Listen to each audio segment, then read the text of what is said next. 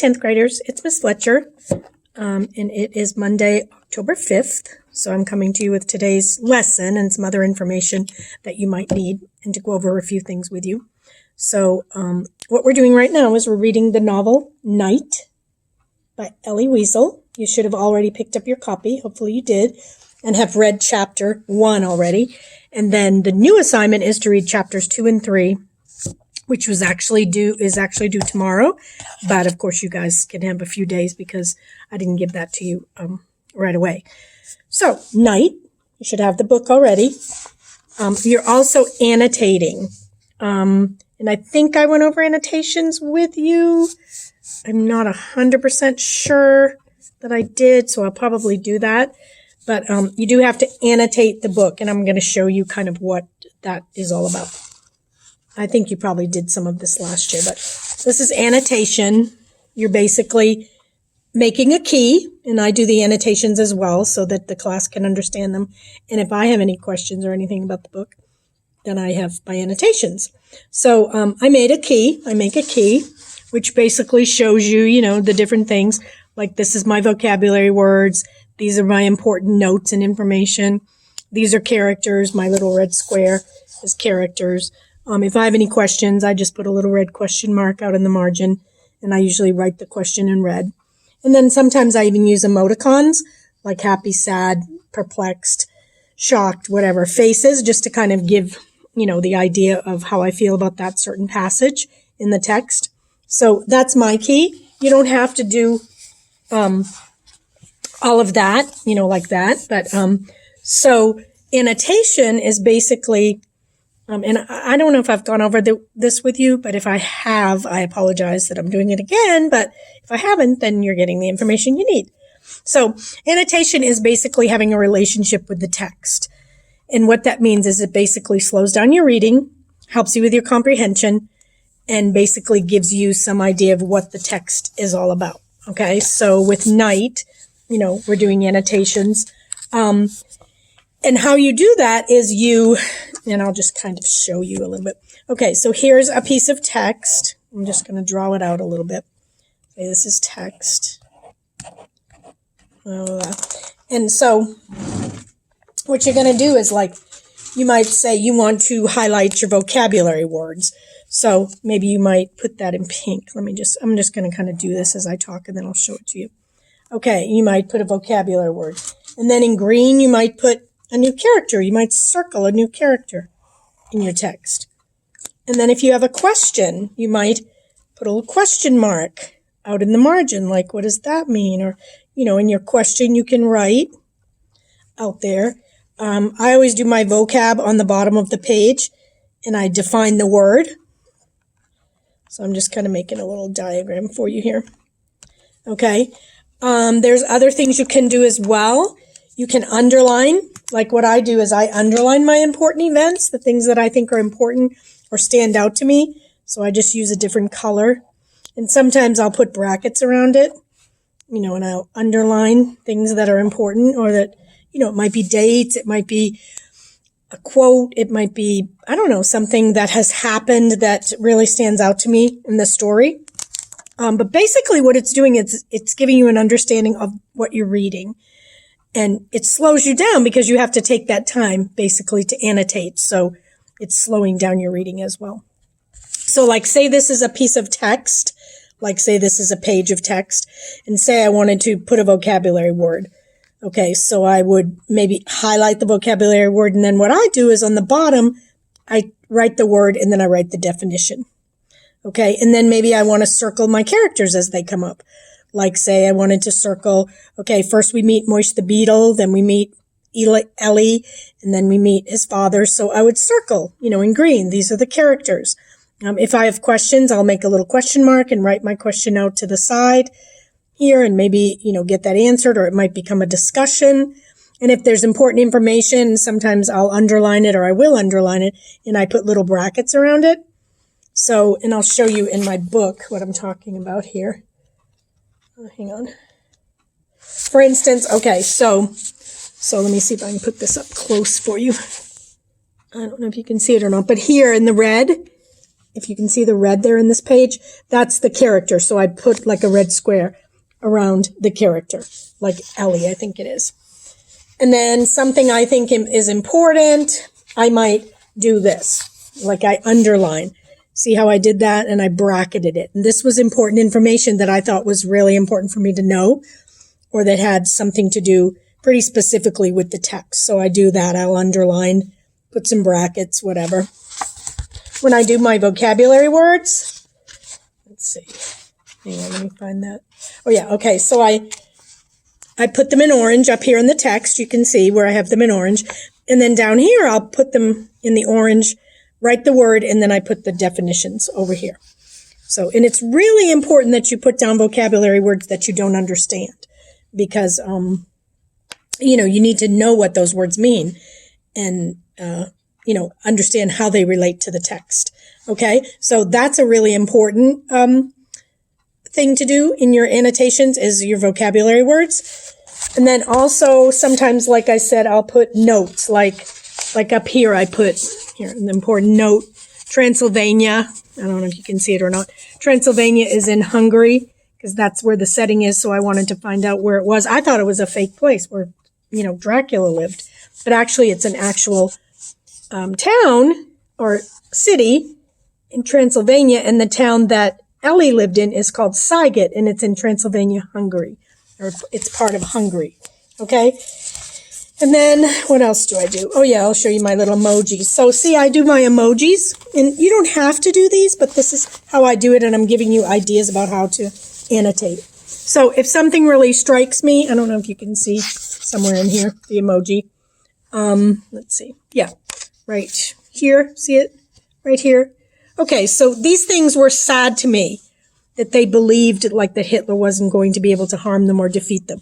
So I put a little sad face because it reminded me that it was sad, and then I put a little note. I mean, and that's just my way of doing it. You don't have to do that. You don't have to use emoticons or anything like that. But if something stands out to you, you have to have a way of either underlining it or putting a note or whatever. So all through the book, you can see that I've highlighted, and I've, you know, this, of course, is my third time teaching this, so this book is pretty well worn. But you can see that I've done the highlight, the annotations. So that's what you need to do.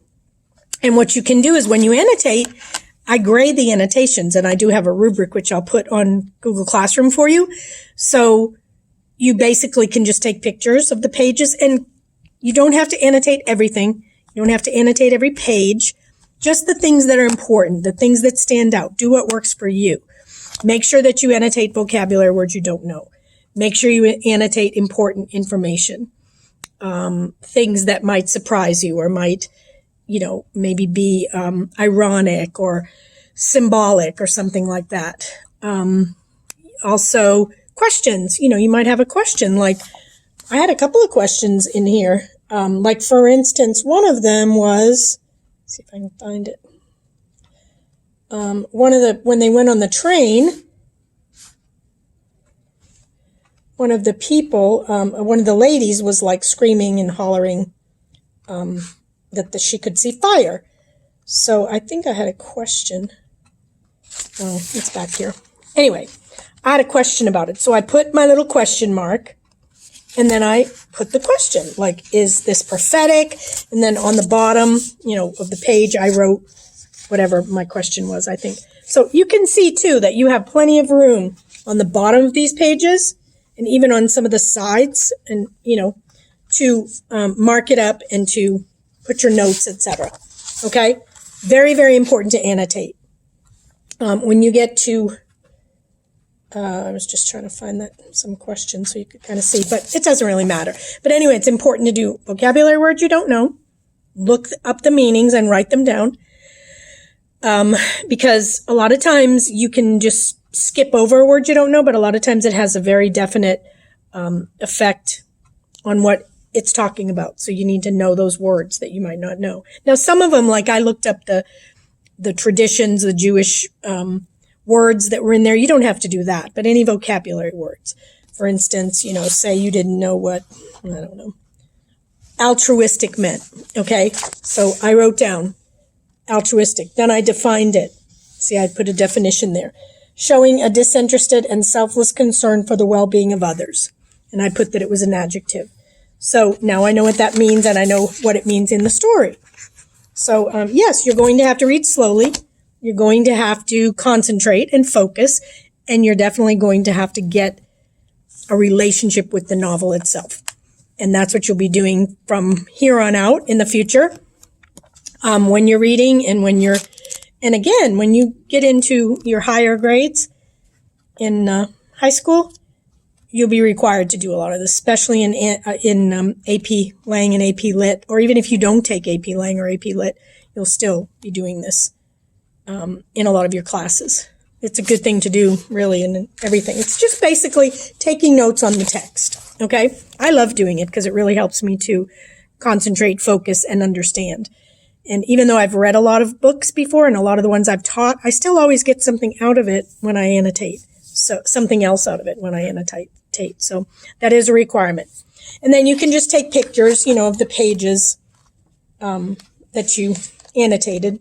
Or you can send me a video and say, look, Miss Fletcher, here's all my pages that I annotated, etc. I'll put the rubric on Google Classroom for you so you know how you'll be getting graded.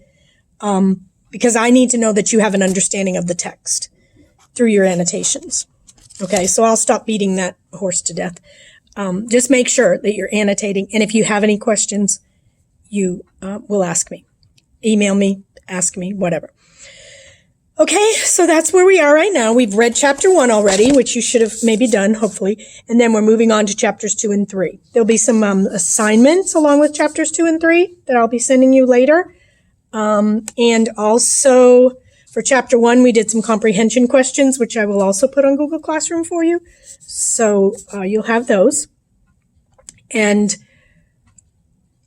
I think that's everything. We're going to be reading another short story to finish up Plot, that we've been doing Plot. We've been working on Plot. We're going to be reading another short story, which is called Harrison Bergeron. It is actually not in the textbook. I have a copy of it, so I will send you a copy of it, and you can read that on Google Classroom. I'll send you the link to read it.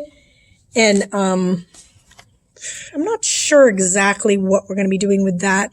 In class, we're doing a little exercise that includes math and stuff, but I don't think you're going to be able to do that online. So, and there'll be some questions. So you probably will only have to do the questions and not the exercise, because there's not really any way that you can do that without being involved in the class itself, because it takes partners and you have to do math equations and stuff like that. So all of that being said, that's what's going on with us right now. Hopefully you're keeping up. Thursday is the last day of our term.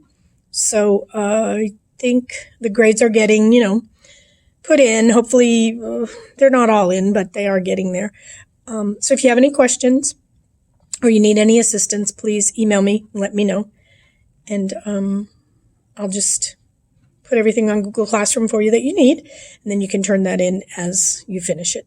Okay? So, but 100% make sure that you're reading it and that you're annotating it, and that you're showing me the annotations in some way, either by taking a picture, and make sure there's enough light on them that I can see them, okay?